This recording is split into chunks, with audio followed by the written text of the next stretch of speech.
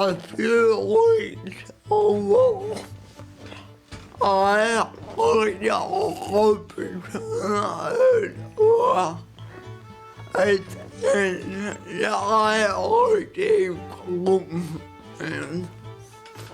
While I was there, I thought I had the privilege of interviewing one of the international delegates in the biggest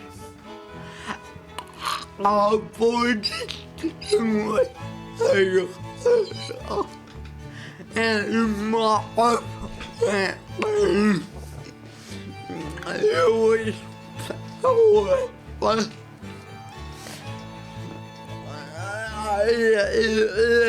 And hopefully go because this one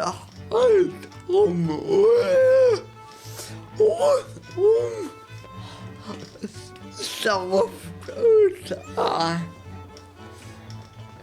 Anyway.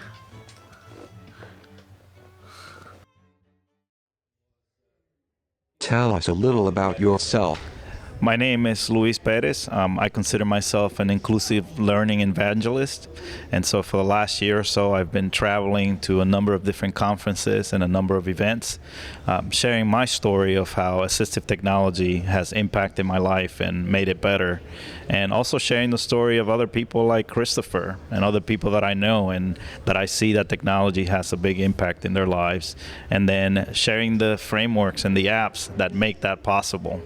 And so I do that also in my role as an Apple Distinguished Educator. I've been able to attend a number of conferences all around the world, including this one here in Australia, to share that message of built-in accessibility and inclusive design and how that makes people's lives better. What is an Apple Distinguished Educator? An ADE is a special program that Apple has for education. So it's a leadership program. It's there to really help educators develop their skills with technology, with presenting, with telling their story. And then at the same time, we work alongside Apple, providing feedback on their products and how they can be made better for education. And then we share the stories of the impact of those technologies so that other people know about it. And so you get to learn a lot. You're part of a global community of people that are just as passionate as you are about education. And in my case, inclusive technology. There's a very small group of us that does that work. But here in Australia, there's a group called the Accessibility Ambassadors that is really strong and is doing some amazing work promoting inclusion and assistive technology here in Australia. What were you doing before becoming an ADE? I was doing a number of things, so I've had a very diverse career. I was a classroom teacher. I taught Spanish.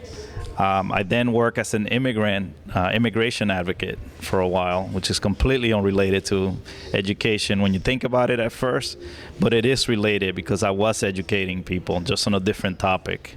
And then when I was diagnosed with my disability, I decided to go back to school and to get a degree in technology focusing on accessibility.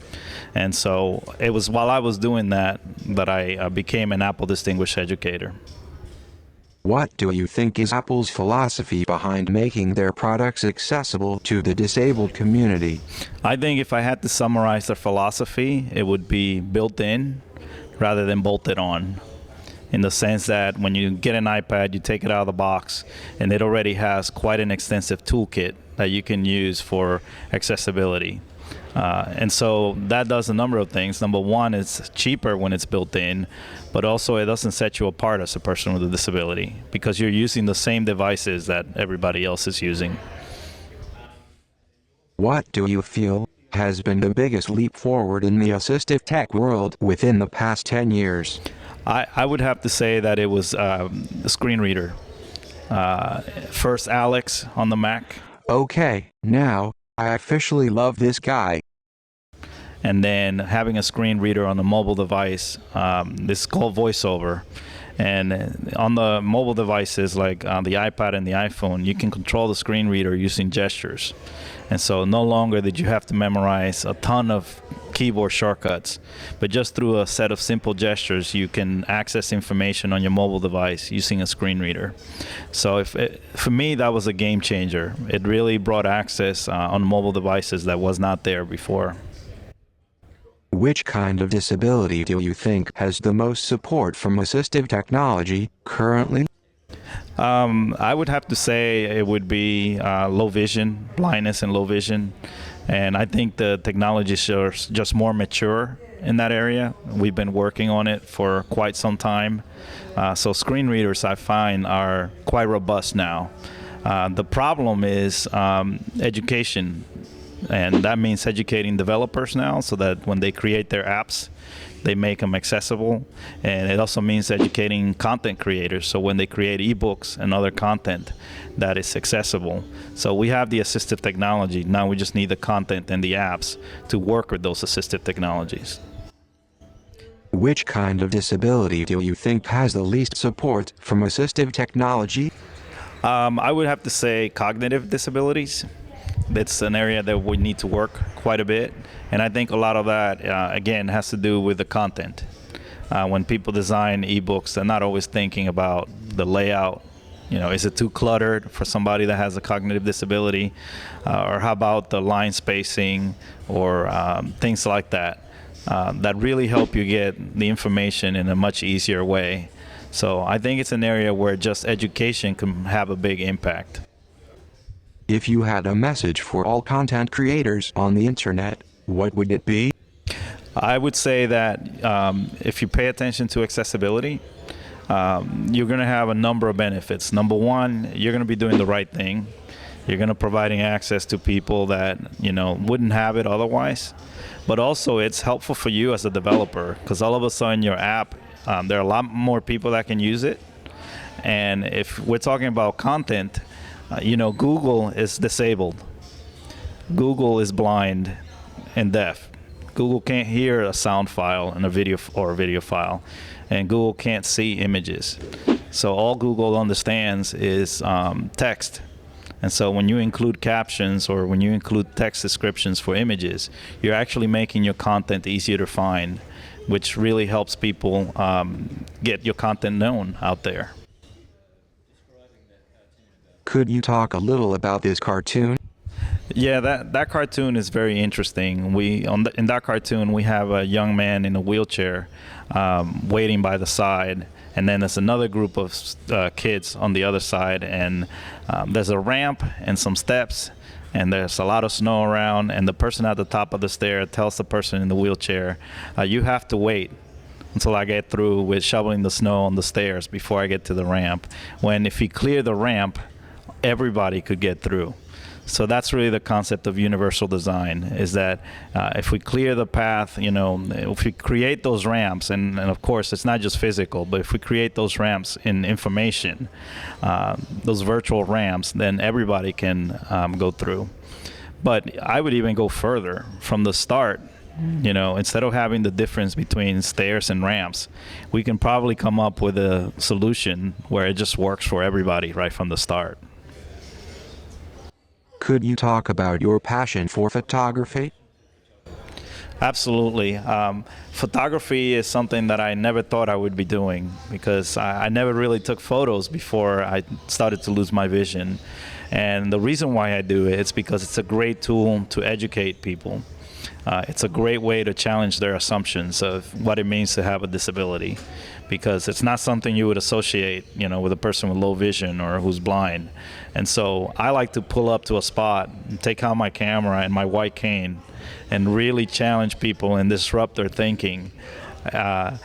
Funny story, right here when I was in Australia, the other day I was walking towards the harbor to take a picture, and all of a sudden I heard a commotion behind me. And it's because all the people behind me thought that I was going to walk into the water. And so they were all running and screaming behind me. And then I finally stopped and took out the camera and took the photo. So I know for them it was quite a shock to see somebody with a white cane taking a photo. And that's really what I'm going for, is to just make people think that not all people who are blind, are completely blind. Some of us still have some vision, and we just want to do what everybody else does, take photos, make videos, record music, do interviews with people like Christopher. So Finally, would you like to ask yourself any other question?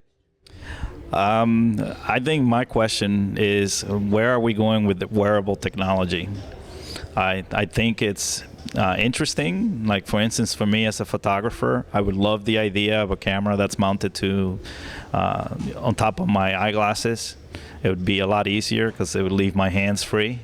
But at the same time, we have a number of issues to think about, like privacy, and also whether people will accept the technology. And that's an issue right now for certain types of technologies. Acceptance, where people will sometimes force you to take it off because they're afraid that you're recording them when you shouldn't be. So hopefully we'll walk through some of those issues as a society. But it's fascinating. It's an uncharted frontier, and I look forward to the development in that area. Thank you so much for the opportunity. I appreciate it.